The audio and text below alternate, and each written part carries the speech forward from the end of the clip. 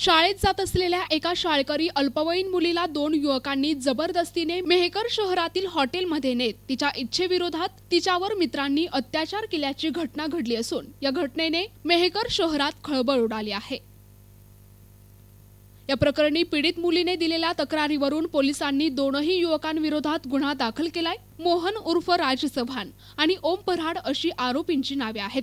पीडित मुलगी शाळेत जात असताना तिला आरोपींनी जबरदस्तीने गाडीवर बसवून लॉजवर नेले, तिच्यावर अत्याचार केला। या प्रकरणी पोलिसांकडून अद्याप लॉज मालकावर गुन्हा दाखल केला नाही। त्यामुळे लॉज मालकाला पोलिसांकडून अभय दिले जाते का अशी चर्चा शहरात सुरू आहे। विशेष म्हणजे यापूर्वी देखील या लॉजवर पोलिसांनी अनेक वेळा वेश्या व्यवसाय सुरू असताना कारवाई केली आहे।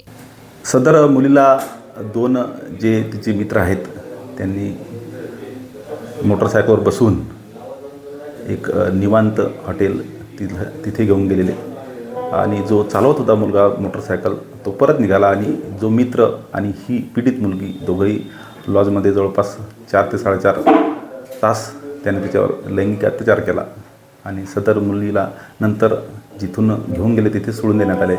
मुलीने सदरची घटना घरी आईला सांगितल्यानंतर आई पोलीस स्टेशनला आली आणि पोलीस स्टेशनला आल्यानंतर सर्व हकीकत सांगून आपण तात्काळ गुन्हा नोंदवून आरोपीच्या शोधार्थ 2 पथके तयार केली आणि काल आरोपींचा दोघंही आरोपी जे आहेत त्यांना ताब्यात घेतलेला आहे।